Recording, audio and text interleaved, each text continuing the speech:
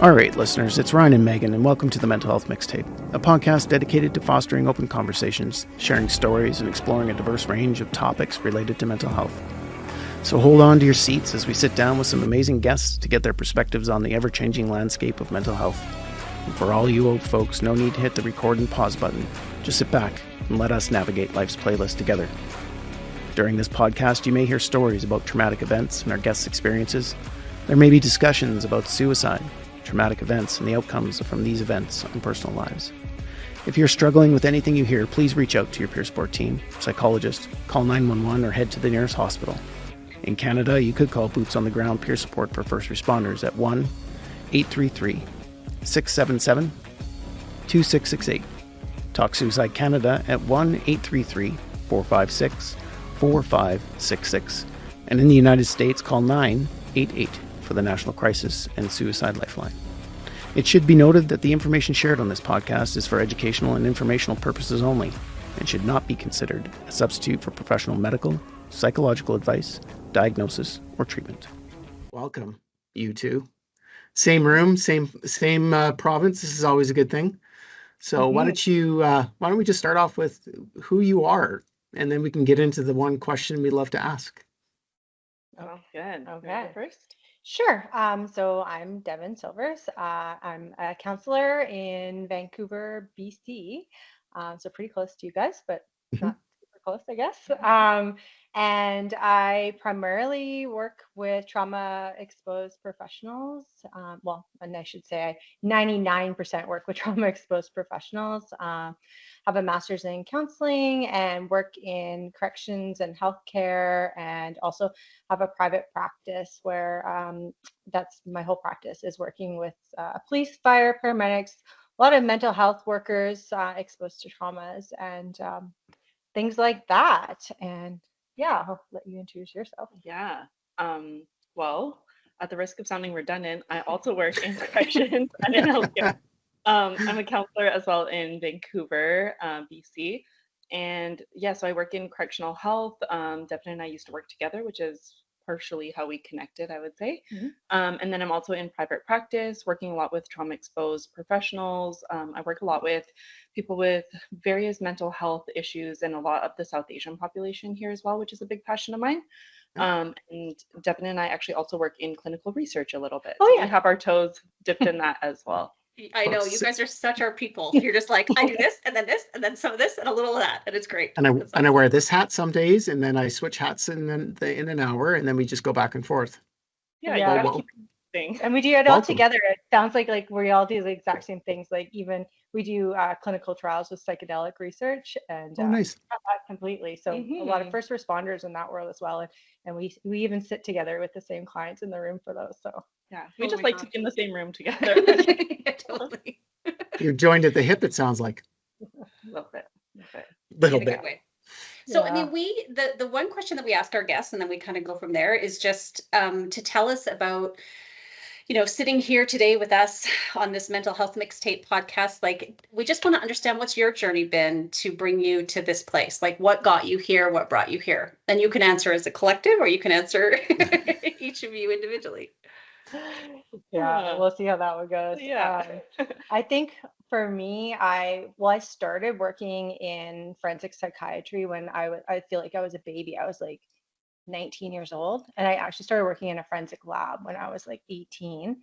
And then like on the front lines with the clients and patients, and just worked for a really long time in these like kind of high risk settings, and really saw the impact of trauma on the workers and on the employees. And then having had like my own lived experience of experiencing PTSD, I now I'm a bit of an advocate for that and trying to like reduce stigma on that. And I think probably in the last 5 or so years, my focus has been not with the clients anymore. Right now, it's been working with the staff. And I feel like I know there's a lot happening in the first responder world, and it's so much needed. And I feel like there's a little bit it's a little bit tricky for mental health professionals who are in this field. And I think it's really hard to be a mental health worker and say, hi, I need some mental health support, because you're the one who's supposed to be providing it. So that's just become kind of my passion in the last few years. And I've been doing a lot of work with that and really kind of just pushing the narrative that we need to take care of our trauma exposed professionals who are like correctional officers and counselors and all the nurses and all those folks that sometimes don't really get brought into the picture. So that's kind of how I landed in the lands of boss, was when I was looking for a program for our staff, and they all love it now, and we're going full force on that one. And so here we are, and then you can add in wherever you want. Yeah, no, that's great. I also landed in the forensic world a little bit after I turned 19, but mid-20s. And actually, the way that Devon and I first got connected was that she was actually my supervisor. So I learned a lot about that corrections and healthcare world from her. And similarly, it had always been a passion of mine since I was super young. I think I always knew I was interested in psychology and the mental health world. But that really solidified when I started experiencing a lot of that stuff myself firsthand, and just noticing for me the impact that it had on my community, and a lot of this intergenerational stuff that had been passed down through the generations. I knew that we had to focus not only on supporting people who were already struggling, but then working a lot on prevention as well, and kind of mitigating the impacts of this for future generations, which has been a huge passion of mine as I've gone through, whether it be the correctional world, whether it be through private practice, and even with some of the clinical work that we do in clinical trials. And then that's also how I got introduced to the BOSS program, thinking about how we could mitigate some of those impacts and possibly prevent some of this stuff that we've had firsthand experience with experiencing ourselves and with witnessing as well. And really supporting people who are in the same world as us. I got really excited when I saw the word before in your acronym. Oh, really? Oh, right on. That's awesome. We're so like reactive. We're so reactive in healthcare, and I was like, something has the word before in it. I know. Well, and as you two probably may know, or maybe I've said to you before, like, I didn't know that when I developed BOSS that it was going to turn into what it was. It was literally like sort of the existential crisis of just like, I can't keep seeing these people who are like just holding on and holding on and holding on until they just can't hold on anymore. And then they come to us, right, as therapists, and it's like, oh my gosh, like where do you even start, right? Because of all the accommodation and all of the things that have gone on for people to try to keep staying at work, which is what they want to do, right? Yeah, absolutely. Yeah. And I feel as a first responder that is necessary. You know, I'm sitting here in a group of 4, and 3 have way more education than I do and been doing the work that you do, which is amazing. And as a first responder, I can't say enough how humbling it is to be a part on this side of away from the front lines, to have a group of a collective that's growing, you know, I would say almost exponentially in this last 5 years, to really kind of serve those that serve the communities. So, you know, as a piece of gratitude from myself, I mean, I appreciate anybody that chooses to work with first responders, because I'm gonna be honest with you, we're tough nuts to crack. Yeah, you are. Yeah, you are. Okay, so what do you two think? Like, where I go back and forth in terms of my own sense of, I don't know, enlightenment or belief in where we're sort of getting in the field. So you're talking about stigma, like where do you think we're at in stigma and the people you work with and how it's being dealt with? I think, yes, that's a big question. And I've actually been working on a stigma series at work and talking about this a lot, making kind of some videos of staff experiences of having mental health challenges. And so that in itself, like knowing that our healthcare organization has even said you can make this, is a huge step forward. Yeah. I think we have a long way to go. I think like a lot of people, even when I'm working with them in private practice and I'm talking to them and they're like, well, am I going to have a PTSD diagnosis on my file? Like, is this in my healthcare record? Is this permanent? What does it mean? And I think much like you like to use the idea of the PTSI injury and explain it that way for folks, because people still are scared to have like a label put on them. And then I think in terms of my world specifically with counselors and social workers and mental health professionals, is if I admit that this is going on, like, am I in trouble with my licensing? Is somebody going to say I'm not fit to work? Am I unethical? Like all these kind of pieces come into play that I don't think have been sorted yet. But we're having these conversations, so I feel like we're making progress. Yeah. I have hope. I have hope, but we have lots to. Yeah, and one of the things I think that really stood out to me just as you were talking was some of that internalized stigma that we have as well, or at least that I've noticed in myself. Being in the world of supporting other mental health professionals, supporting first responders, and always being so compassionate and meeting them where they're at. And then when it flips on to me, but I should be stronger. And I Totally. know that weakness. And what if I personally have to admit that I'm the one who's struggling, even if people who look like me, sound like me, have the same background as me are struggling, that's okay. But then when it really is through your own lens and you're the one kind of responding to everybody and trying to explain what's going on, it's a whole other wolf. Oh man, you guys, I love that we're talking about this. Like, I don't know if you've listened to past episodes, but I took 8 weeks off last summer because I was not in a great headspace, and so took some time off to like work on my own stuff. And I have been really, like, even saying it right now, I'm just like, fuck, Megan, like, why are you sharing this? But you know what I mean? Yeah, like it is. I think when you get to like you're the mental health professional, you're supposed to be above this or know how to like work your way through it or whatever. And so like the level setting of just like we all are just human beings trying to help one another, trying to get through this thing called life, you know. And so why should it be that there's different standards or entry points for anyone who is just doing this thing called being a human, you know? And full disclosure, I also just came off of an 8-week leave very, very recently. So the timing of this conversation is just so interesting. And I remember how hypocritical I felt, and when I would always recommend to people, like, take care of your mental health and take that break when you need it, even if you are a mental health care provider or just work in this world. And then when it came time for me to do it, I remember just looking for all this validation and all these justifications and reasons for why it was actually okay to take care of myself in that way. Mm-hmm. All the while I had all of that actual logical information and the knowledge and the reasons behind why, but in my heart, the emotional impact of it was so, so strong. Totally. Thank you for sharing that too. That gave me a little validation. So thank you. I appreciate it.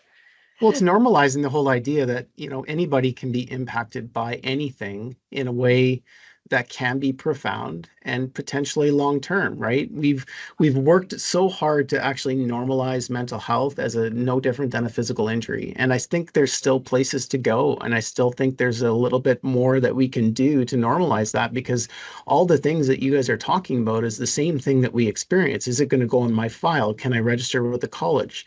You know, those things. In fact, you know, I don't want to throw anybody under the bus, but there's a piece on my registration at the bottom when I register every year that says, have you had a diagnosis or a mental health diagnosis in the last calendar year? Yep. Wow. Well, us too. First of all, that's my own health information, right? Yeah. So even then, there's a fear that's actually precipitated or perpetuated, I guess. Well, if I don't disclose, right, then I'm not going against my morals and ethics. If I do disclose, what's the outcome? Right. And we've had people that have actually, unfortunately, had negative experiences with that disclosure. So, you know, until we get to a point where it's just no different, like they should have another checkbox on the registration that says, have you suffered a physical injury? Because if that's on there, then the other one should be on there as well.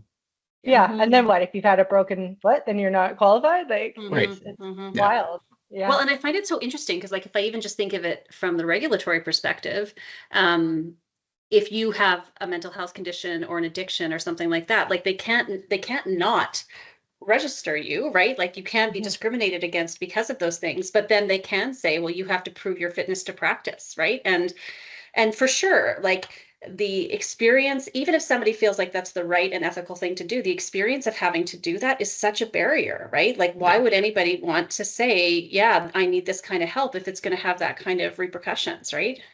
Yeah. Yep. And I think about even from a client lens too, which I've rattled around and maybe you have in your mind, where I've been like and even today talking about my own history. And then you wonder like, okay, what's going to happen when a client comes across this video? So I've made a few now where I'm like admitting, hi, once upon a time, I had some serious PTSD.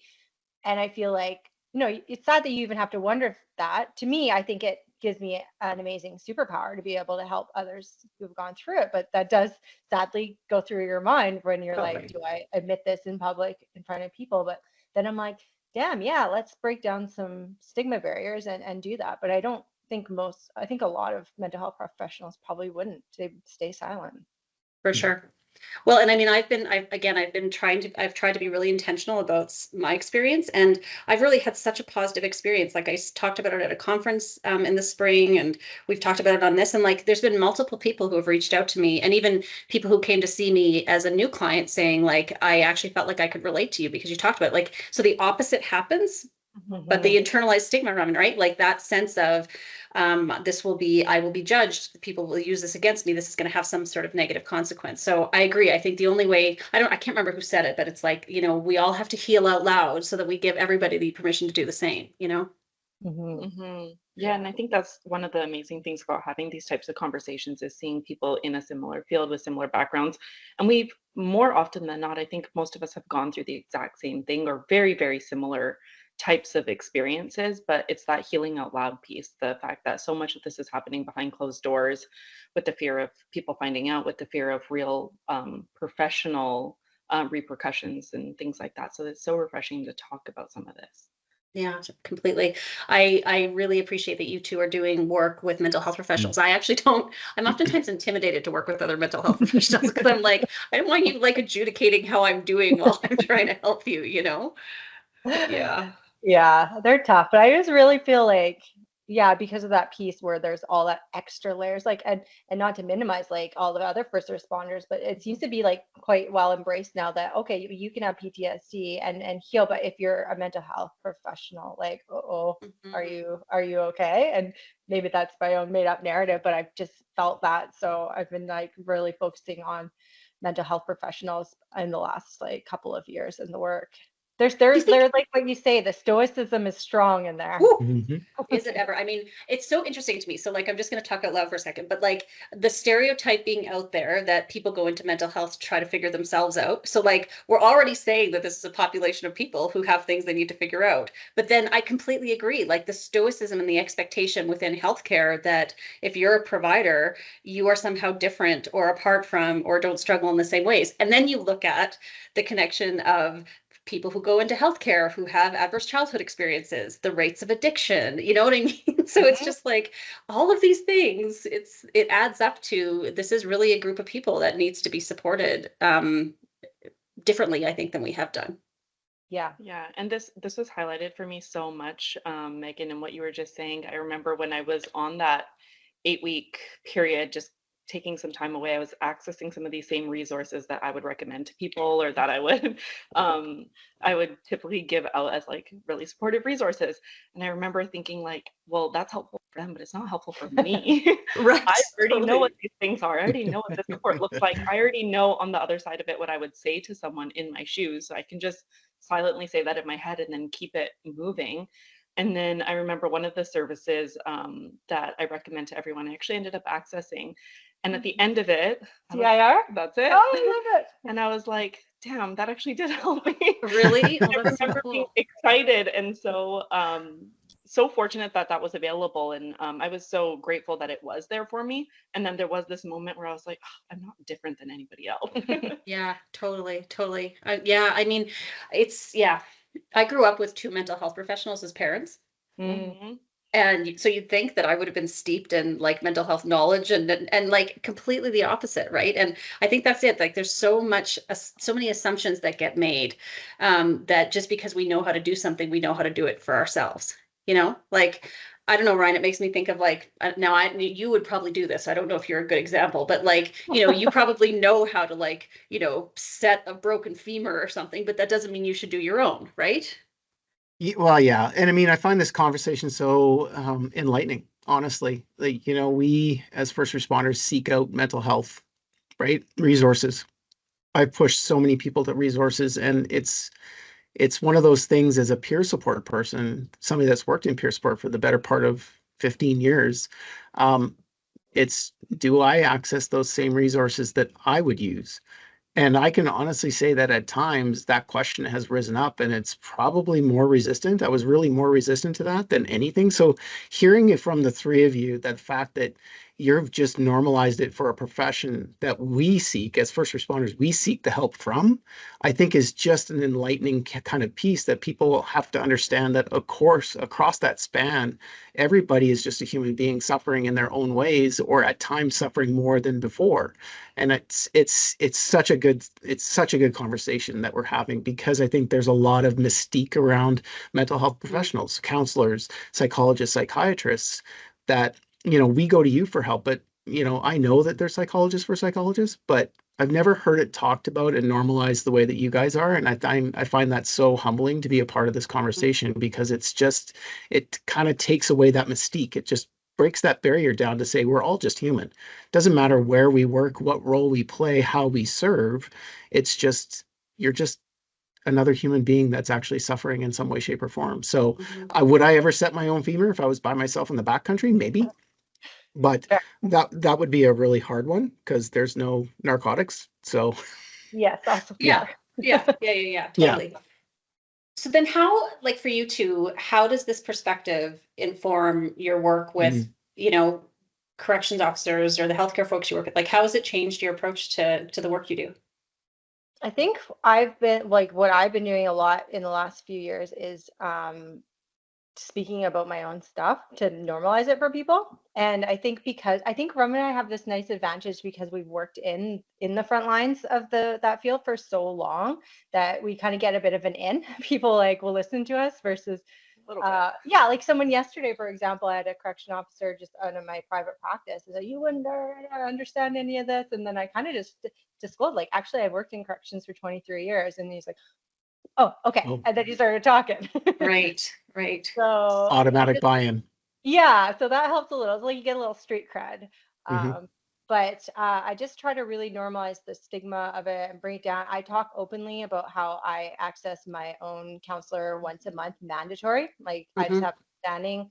I actually probably go more often than that, but at least minimum once a month, I'm in there just downloading. And we really try to normalize, when there's a critical incident, we kind of just talk about we make it very normal sounding. We're and when people go through a critical incident, one of the things we do, we just go and we talk to a mental health professional and we download it. It's just good practice. And we just kind of talk about it it's not a big deal. This is just what we all do. And people are like, oh, okay. And then I hand them the CIR card. And then I'm like, yeah, we just call. And then they're like, okay. And then sometimes they call. So just really not making it a big deal and really just, I don't know, I think making it part of regular conversation and then sharing that I do that.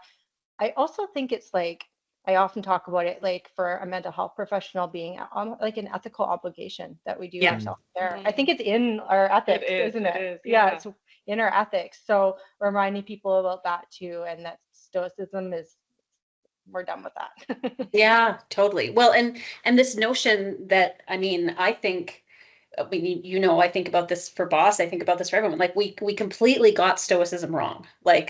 There's, we have taught people a bill, we've fed them a bill of goods about what that is actually supposed to be like. And, sometimes I feel sometimes I feel really, buoyed and we're getting places, and I know that we are, but I just had a conversation with a guy this morning, and it was palpable how difficult it was for him to just let himself feel what he was feeling entirely because he said something equivalent to, I'm a man, you know what I mean? And so that thing about men are not allowed to cry or whatever, I know we talk about it stereotypically, but it is still so alive and well, and I just go, God, how do we undo so many years of really distorted thinking around this, And I'm thinking of your culture. I was just about to say that. Jump in with that one. And I think that was a big thing for me, not only being in that correctional healthcare land, but then also just from a cultural perspective as well.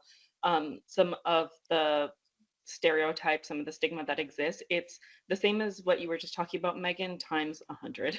And it's been such a barrier, I think, whether people are accessing supports through the private world or through work or whatever it might be, is this ingrained sort of idea that not only men don't cry or men don't access those supports, but our culture as a whole has this mistrust towards the other, or whether it be a governing or corrections, or just the mental health world as a whole, which can be so inaccessible for a lot of people. And I think that's been a big part of what's helped me be so passionate and keep that passion in this profession, is not just disclosing some of the stuff that I've been through, but also just being like the face, being the representation of it, that, hey, people who look like me, people who look like you can also go through some of this stuff too.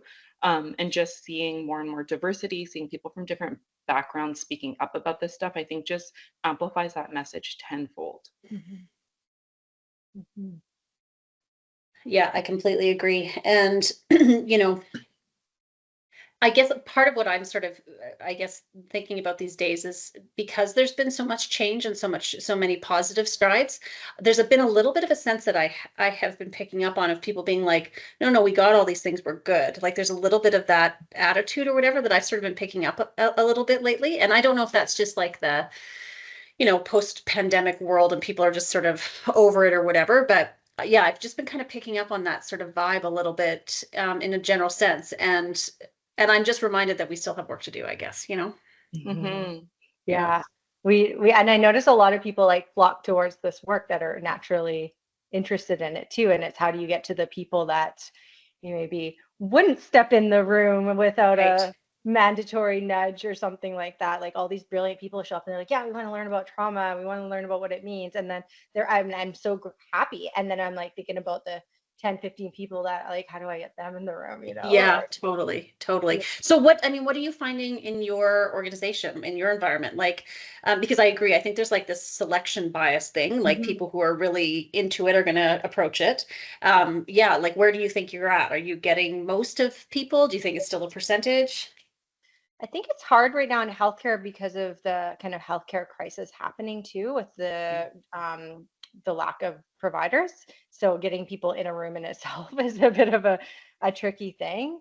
I feel like we've talked like in healthcare in BC, we've talked a lot now about trauma-informed leadership and trauma-informed practice, and those narratives are really floating around. Again, like people self-select in that are kind of really good at that. And I'm always like, how do I get the others? I think I was thinking back actually to the one of the last boss sessions that Devon and I ran together with a bunch of the special constables. Oh yeah. And something that I saw that was really, really cool, because the room was pretty split in the sense of those people who kind of naturally select, and then maybe the ones who'd been encouraged to come. And it was encouraged to come. And just seeing people who kind of are champions in the field, or like peers who are well trusted, I think is such a big piece, especially working with first responders, working with people in healthcare, anyone on that front line. There is that sense of needing that buy-in, or having it being advocated for by somebody that they already trust or have a little bit of that trust with, I think speaks volumes, because there was a bunch of people who we've worked with who are so skeptical, or maybe a little bit resistant, or maybe even fearful of going and diving into that. And then when they see that, okay, well, there's my friends who look just like me, who have similar experiences to me, and they are loving this, that maybe that gives me the okay to kind of open up a little bit. And a lot of it seems to happen so subtly and without them sometimes even noticing. And one of the disclaimers or sort of encouraging things we've said is like, okay, even if you think this is not going to help you, maybe just by having you physically there in the room is going to make it easy for someone else. Or even if you don't struggle with this, maybe there's something you can share, or something that you can say that might land for one of your colleagues. And I think that kind of like camaraderie and that team sort of mentality, when it's a strong team, can actually really work to our benefit. And then we get those little things that kind of seep in there without them really noticing. And maybe it pops up, or hopefully it pops up at a time where they actually really need it. Yeah.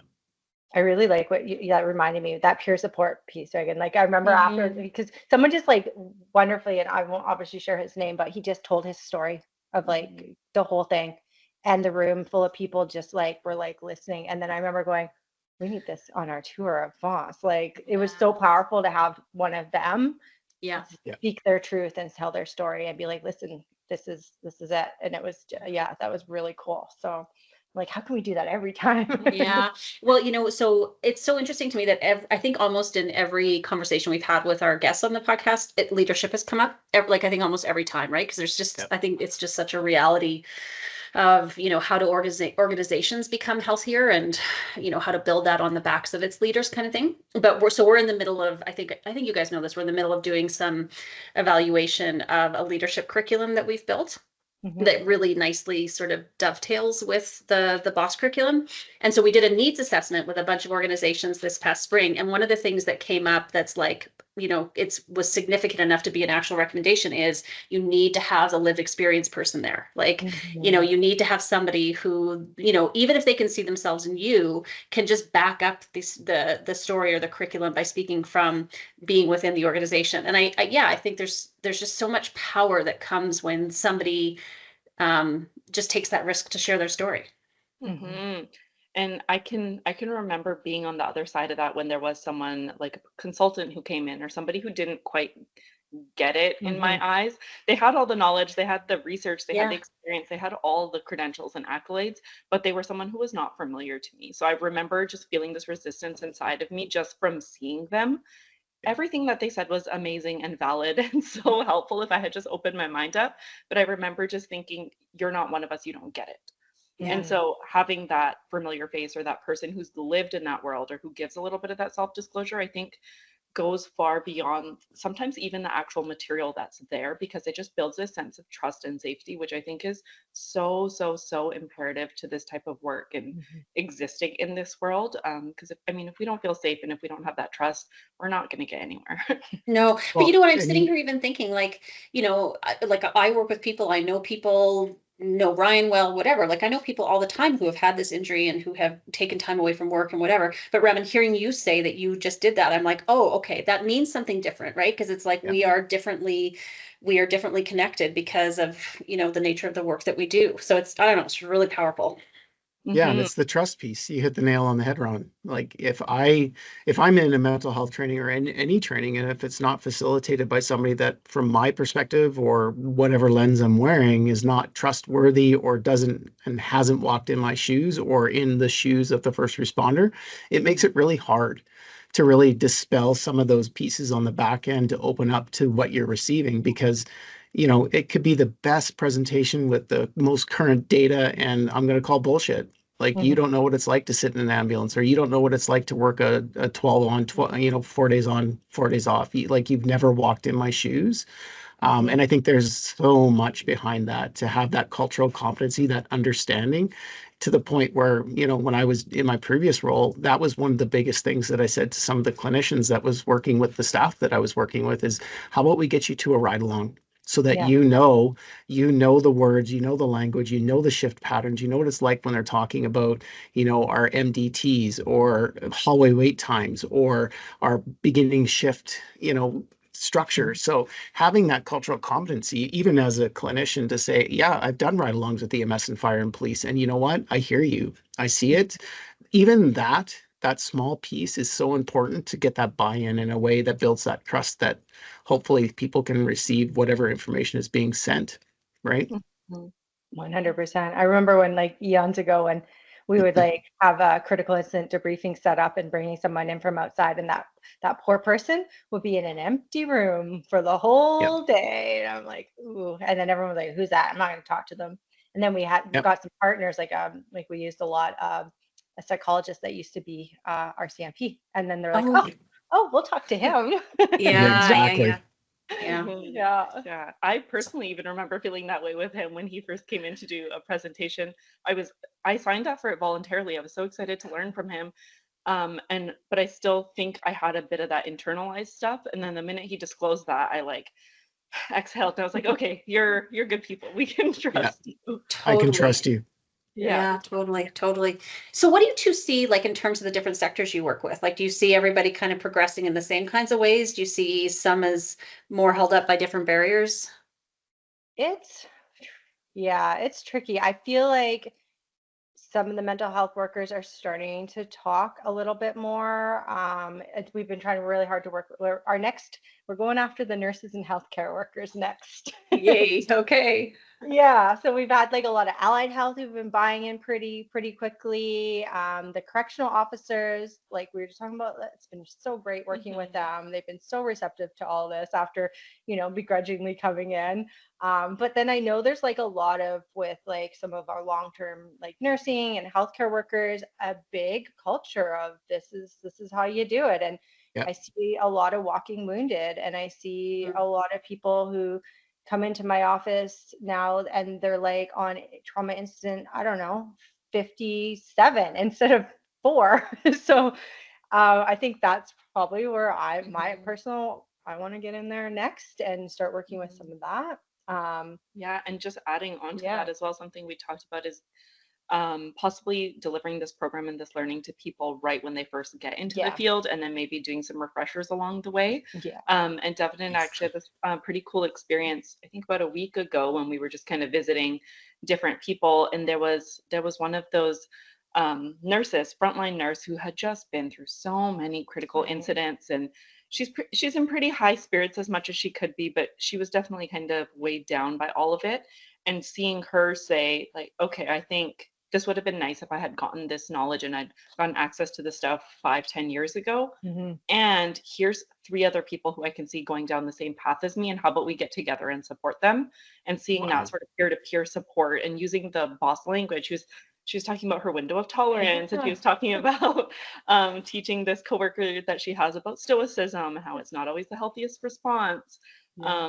And seeing that message kind of spread in more of an informal way, for me, just spoke volumes, because it shows that it wasn't just a one and done piece of learning, but this is something that is hopefully being integrated into what people are thinking about. Or unfortunately, when there is something really terrible or really violent that happens, that people are saying, okay, well, we have somewhere we can send these people for support. We can step in as supports, and kind of building that internal sort of peer support.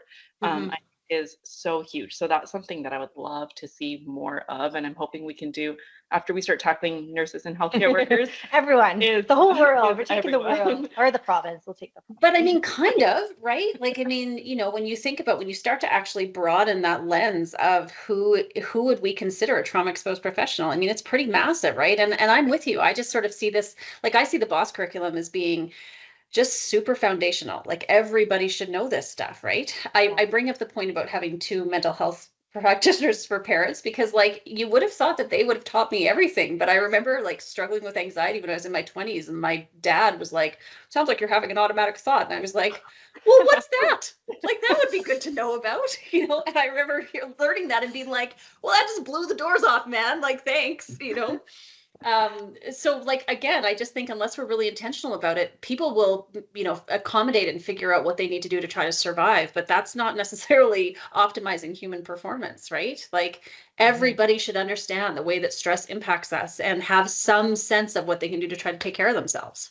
And I think having that compassion and empathy piece too, when people are the way that I very recently was, thinking that that's also not going to help, and kind of being so compassionate towards that, and where that comes from, and maybe the level of burnout or the level of post-traumatic injury that they've had, or whatever it is that's gone on, and kind of supporting them and helping them to get to that place as well, instead of just kind of writing people off as uninterested or disengaged or whatever it might be. But maybe they're just so injured. Maybe this is just such a big thing for them that that's sort of the natural response, is that they're just shut down a little bit, and to kind of have different resources, like different peers involved, who kind of are that safe, trustworthy landing spot for them. I think that's huge. And I think coming off of this leave, I just have so much more empathy for those people, because I'm not going to lie, I'm pretty resistant. So I gave her a little nudge. Devon's laughing. Yeah. But I think that's the thing, is trauma exposed professionals is such a broad category. I mean, you take a look at dentists, you take a look at veterinarians, you take a look at nursing staff, physicians, PAs, physicians assistants. It's not just the paramedics, police officers, firefighters, corrections. It's anybody that is in service of others. And that's the powerful thing, is that when we serve others, we have to understand that there is a cost at times that comes along with that. And it doesn't matter if you're a counselor, a social worker. My spouse works in the social work field, and it's the same thing. And I think that's an interesting narrative that I think the public really doesn't see the scope and breadth of the trauma exposed professions. Mhm. And they just kind of put on the police, fire, EMS, corrections, and military, right? Because that's what we hear, and that's what's been so socialized in the last decade or so since, you know, the ending of Afghanistan. But I think it's just so much more nuanced than that, from social work all the way down to, Mhm. you know, that person that works and cleans up whatever, the crime scene. Yeah, the cleaners, like that Yeah. is a job. Like we've done some work with that. And I I think bet. even like our research assistants, like I think my first job when I was like 17 was listening to um from our supermax jail, listening to audio of people who are in for first degree murder describing how they murdered people. And I was just like a little grad student, and I listened in a little dark room all day long. And I was like, that's actually pretty messed up. Like, and nobody was like, hey, you might have a little bit of ways you feel after. Like, I was Yeah. Yeah. luckily okay after that one. But I think of like people coding files and like coming across photos and like all the people in reception who are doing admitting, and people are like just anyone can Mhm. be really Lawyers, law clerks. Mhm. I mean, the list goes on. So exactly. let me ask you this then, because I mean, I feel like, you know, maybe we have 64 listeners. I'm not totally sure, but you- hundreds and hundreds. You know, like if people are listening, and perhaps people are listening from different disciplines, like what's like one or two things that you know now that you wish you'd known when you started your career? And Ryan, you should answer too. Yeah, Okay. that's a good question. That is a big question. I wish You I two knew. can go Hold first on. because I need to think about this one. I think I don't know if that's something to know, but I think the idea of knowing, like I didn't honestly even think about us as trauma exposed professionals until like, you know, Tim Black and all his work and like all that stuff that comes out. And then there's like, oh, wait a second, that's us. So I wish that I knew when I was 19 working in this field that you will be exposed to this. And then here's what you can do when this happens, because it's inevitable. It's going to happen. And so just that knowledge, and then like where to go to get support and how to do it, and for it to be normalized would have been so helpful. So that's one thing. Maybe you have a thing. I didn't give you two, but that's one. One, that's a good one though. Like, Yeah. yeah. That's a really good one. Yeah. I was thinking of a really random answer. I was thinking simultaneously two things that seem very opposite. I was thinking that I wish I had the understanding that I know more than I think I know, and that I do have this training, and that I am a professional in this field and I can help support people. And simultaneously, I don't know as much as I think I know. And that remaining open minded, remaining curious, remaining compassionate and empathetic while delivering all of the stuff that I think I know, because there are those cultural differences, there are those environmental differences, there are such nuanced things that I think for people are so imperative to building that trust and safety. And sometimes they're overlooked by all of that stuff that I think I know. And then also leaning into that and being confident in the things that we do know, because for a lot of us in the mental health field anyways, this is such common knowledge, or it's second nature, and it's terms and ideas that we're so used to and have been so normalized. But for somebody else who's maybe from a completely different background, they've felt this and they've had these experiences, but the language isn't there. So being really mindful and careful, explaining this, describing how and when we can use it, and helping them hopefully understand their experiences as well. So that was something that, I don't know if that answers the question, but those two very opposite. I wish that I had a lot more intention behind when I first started out, and I'm glad that I have that now. How do I follow that up? Like seriously, you I know two. those were incredible answers. I think for me, it's this, you know, I started my training in 99. So right in the midst of, we don't talk about this shit at all. I think, you know, for me, it's understanding the idea that although, you know, as a paramedic, we're trained in advanced pathophysiology, anatomy and physiology, we know the stress response, we talk about it, we understand what the cascades are. It's the concept of vulnerability. And that is something that, you know, is really socialized as a weakness, when really, you know, we can talk about Bernie Brown's work on vulnerability and courage. If I would have known just something along the lines of it's okay to be vulnerable and what that means and how to define that as saying, hey, it's okay to raise your hand and say, I need some help. That would have been probably just the biggest thing for me. And I've heard that as a theme across some of the people I've worked with in the past, is the same idea is I can't share this because I'm weak. Mhm. And it's not weakness, it's courage, right? So how do we normalize and socialize the idea that, it's going to impact us, it's going to be something that not if, it's just a matter of when. It's the cumulative effect of stress and chronic stress on our bodies, and our systems are very efficient at saying, hey, you know what, you've had enough, you're done. So in whatever way systemically that comes out, but having the courage to say, I need help, and that vulnerability and normalizing that is something that I think if I would have known on the front end, and many people, I would argue, that could actually move that needle a little bit further and say more people would raise their hand potentially, right? So that reduction in stigma, all the pieces that come along with that vulnerability piece. Yeah. And Great then, answer. and then imagine if leaders did that. Oh, Yeah. This is what pops in my head, like when we're talking Yeah. about trauma-informed leadership, like when a leader can own that, because that's even harder when you're because I know I've been in leadership for a while, and to be vulnerable when you're supposed to be in charge too Yep. is Totally. so tricky. And so, I feel like I've had a cry in my office a time or two. Yeah, for sure. Yeah. Well, and I think this recognition that like it shouldn't be a thing for a leader to just be like, hey, this is how I'm feeling or how I'm doing. Like that shouldn't be a thing. That should just be No. what happens. It shouldn't be sort of like a celebrated, unusual thing. Because again, as we've been working on this leadership curriculum with a research group out of Queens, like that's what so has informed so much of this is like when you actually look at what people say has been helpful to them from their leaders. It's like the person just showed up. They just stood with me while I was at a really difficult call. They didn't have all the answers. They, indicated that they didn't, but they still wanted to be there. You know what I mean? Like it's we were actually talking about this just the other day. It's just basic human stuff, like Yeah. it's just listening and being willing to listen and being willing to be present. Like it doesn't necessarily need to be more complicated than that, But people don't know how to hold space Yeah. because of their own, well, I'll speak for myself, for my own insecurities, right? Usually it was, I need to fill that space with something. So let's just talk instead of sitting there and allowing a person to just feel another human's presence and support.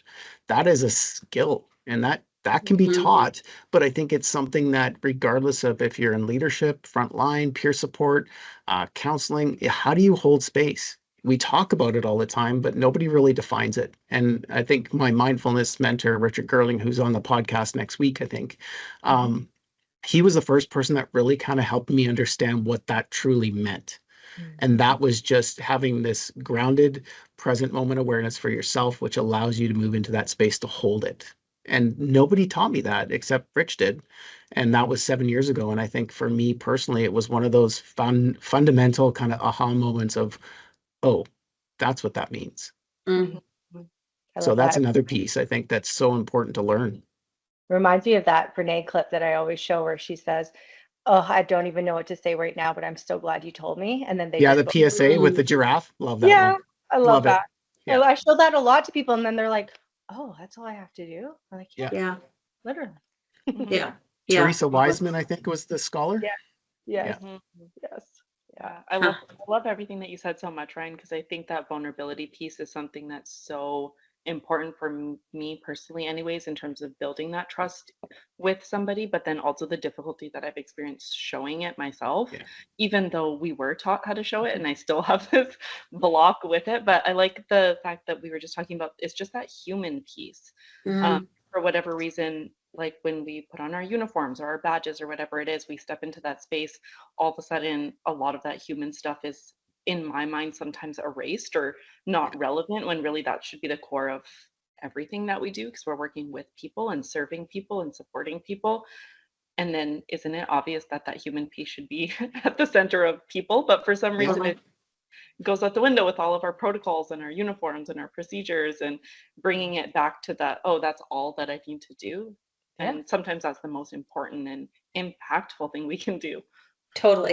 And yet I do think, so for like, we've been pilot testing and working with leaders for the last couple of years, and the fear that people have about having a human conversation, like the basic stuff about, just active listening and how to do that. And like, what do you say if someone's struggling? And you know what I mean? Like it's terrifying. Right? Mhm. Oh yeah. And I think I look at it as human performance. If we're more comfortable with our own vulnerabilities and our ability to just hold space or do whatever we need to do to be present in whatever interaction we have, it allows us to actually perform at a human level that is, I think, is a superpower. Mhm. And that literally is the work that Rich Gerling has been doing down in Oregon, and that's why I gravitated toward him for most of my mindfulness training, because it's about that human performance. When we can take off that uniform, even though we have to wear it, it's not who we are. Number one, it allows us to actually really accept who we are as an individual and play and what role we need to play in each moment. And it's about human performance. It allows us to be more present. As a paramedic, it allows me to think through problems probably faster and not have that prefrontal go offline and can't figure out what the heck I'm doing in the middle of the night when it's 3 o'clock in the morning and I've slept 2 hours. It's such a different way to look at it that I really celebrate that, because it is about my human performance when I practice what I practice and accept what I need to accept. Mhm. Mhm. Yeah, that's so well said. I'm remembering an anecdote, because Devon actually was my leader for a number of years. And you were great with the vulnerability and all of the stuff that we talked about. And I remember there was a conversation early on in our relationship when she was in that leadership role where I was just falling apart over something work related, and I didn't know what to do. I was having a bunch of my own internal responses, my own emotions, similar to what you were saying, Ryan. I was like, I don't actually know how to think critically about this or what the next steps are.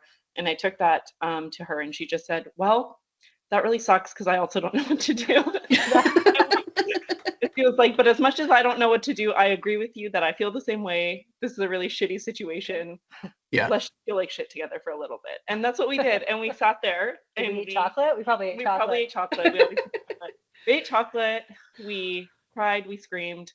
And then I came back to that centered place of, okay, Yeah. not only am I someone who's really confused, but a lot of people around me are similar, which actually shows that there might not be one exact right answer. It might not be a really black and white clear procedure of how we proceed, but I have that trust and I have that safety and I have that base to come back to that actually helps me think critically, figure out what a good way to go about this is. And at the very least, even if I make some mistakes and I don't go about it exactly how I'm supposed to, I'm doing it in a very human way. And I have Mhm. other humans who support me and will also see me and hold me in that way.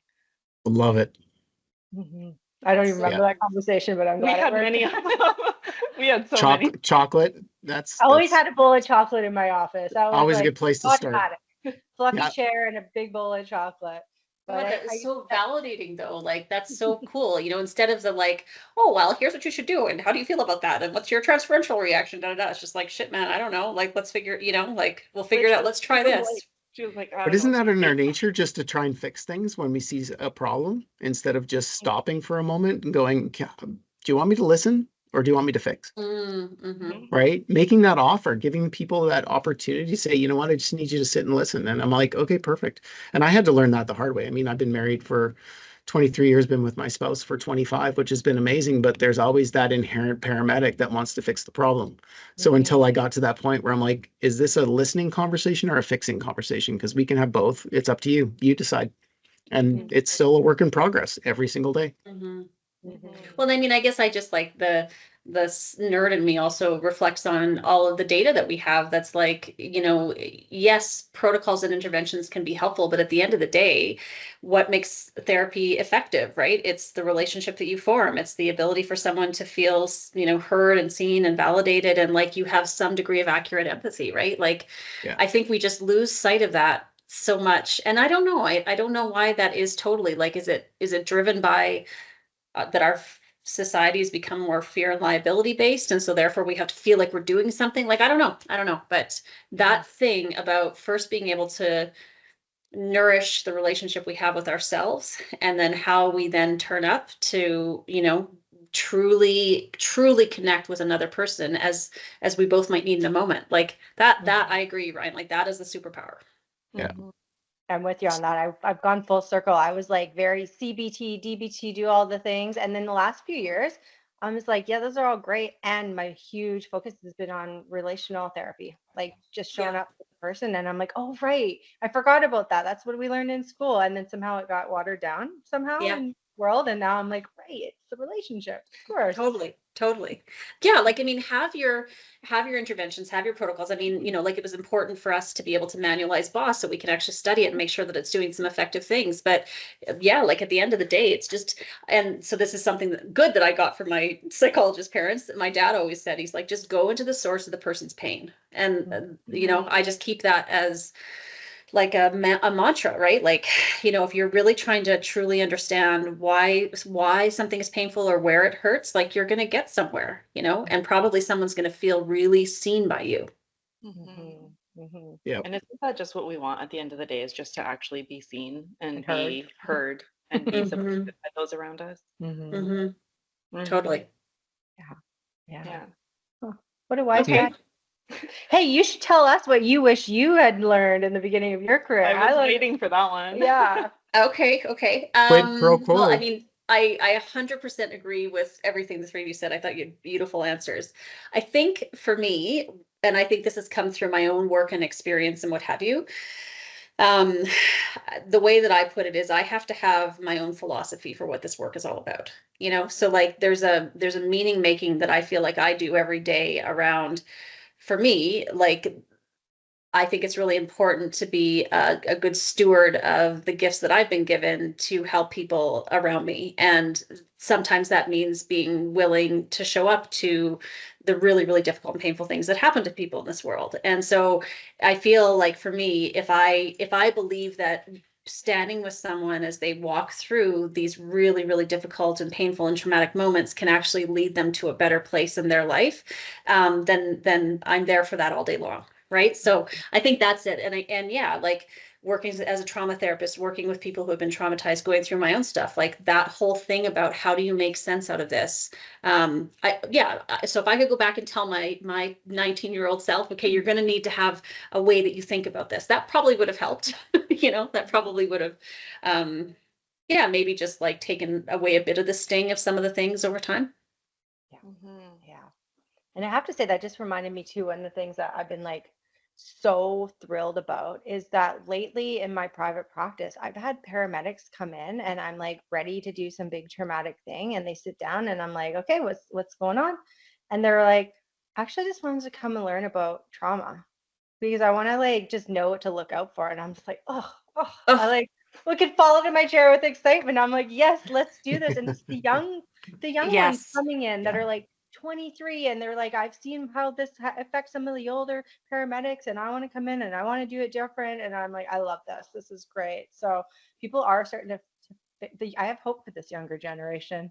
They're asking questions. Totally. It's so interesting you say that. Like, we're seeing that in our practice too. Like, we're seeing, the new, like, having just gone through recruit training, being like, I want to meet a therapist because I need to have somebody, to call in case I need it. And then there still is this like bimodal distribution of like, the 25-year-old or 25-year service, right? Who comes in and is like, I don't know about this shit, right? Yeah. It's like, you're still having to convince them and work away like layers of scar tissue of how they've built up against all the trauma over the years. So I think that's really cool. Like, I think I've seen that in the last, for sure, 10 years, right? Like, the new generation coming in has a very, very different expectation about what they expect from their employer and then what they're going to do to take care of themselves, which is so cool.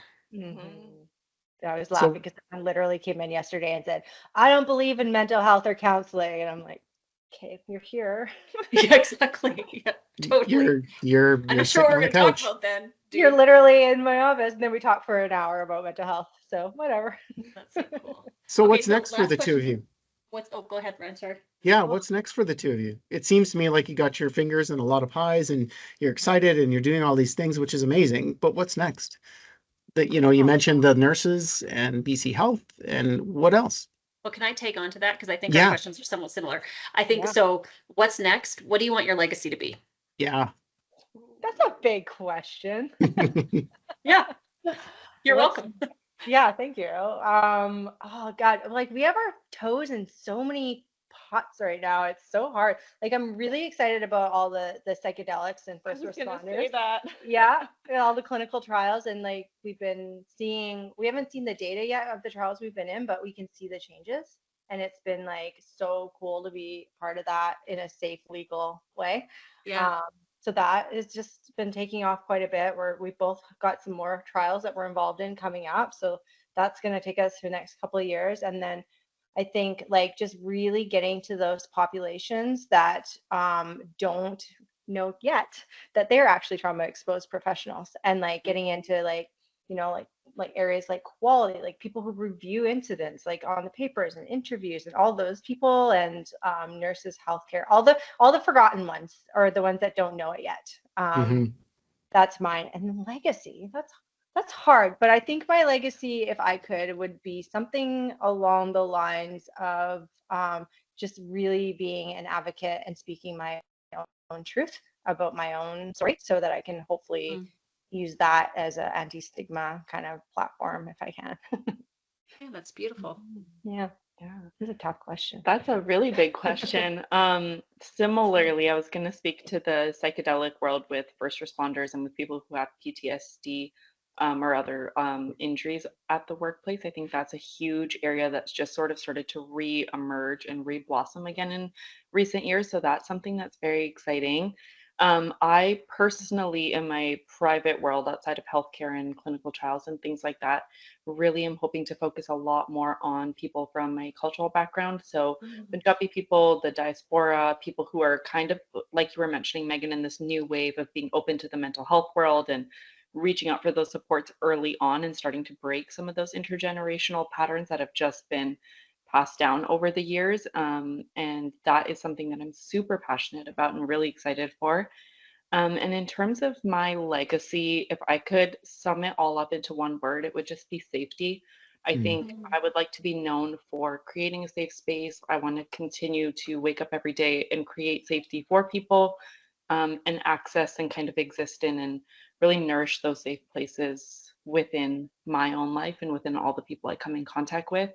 And that's kind of how I see myself moving forward. And I hope that's one day what is kind of left behind. Like, those are freaking beautiful answers. My God. Holy crow. We eat chocolate together. Yeah, we eat chocolate. Yeah, totally. Totally. Don't ask me that question, because it probably won't be as eloquent. It'll probably just be something, just a couple swear words, and we'll figure it out. Yeah, well, you don't get to leave a legacy yet, because I'm not ready for you to not work for me. So too late. We can't talk about that yet. I am so privileged to be able to sit in a room like this with the three of you as a first responder. And it's one of those things that I try and practice gratitude and generosity. And I think this podcast platform has been something that I never thought in a million years would be something that we get to do, and I can be a part of. So thank you so much for sharing your stories. Thank you for being who you are. As a first responder, I am so grateful for the work you do for the collective trauma exposed professionals. I think we need more people like the three of you to support, initiatives across the nation and North America, because we need it as a group for all those people that serve their communities. So from a first responder, thank you. Thank you for all you do, all three of you, and the vulnerabilities you have shown. So Thank you. Thank you. Yeah. Thank you so much for being here.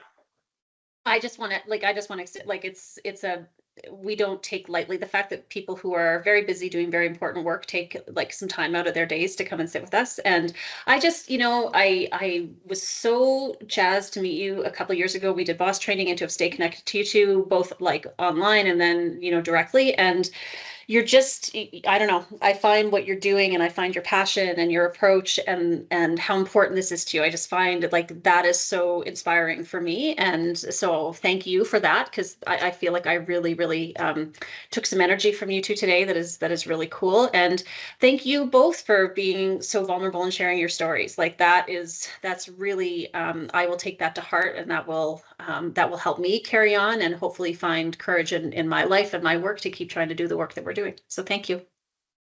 Thank you for having us. We had a great time with you in Calgary. That was fun. We had been itching to come back, so hopefully sooner than later. Yeah. Yes. Thank you so much for this conversation. Even connecting online and through having these conversations is just something I'm so grateful for. So that's amazing. Thank you for tuning in to another episode of the Mental Health Mixtape, brought to you by the Before Operational Stress Program. We hope today's conversation has resonated with you and provided valuable insights into navigating the complexities of mental health. Remember, your well-being is our priority. If you or someone you know could benefit from the support and resources offered by the Before Operational Stress program, don't hesitate to reach out. Take that first step towards a healthier, more resilient you. And here's a special treat for our dedicated listeners. A 15% discount waits for you when you sign up through the code provided in the show notes. Investing in your mental health has never been more accessible. We appreciate your continued support and commitment to breaking the stigma surrounding mental health. Let's keep the conversation going. And until next time, take care of yourselves and each other.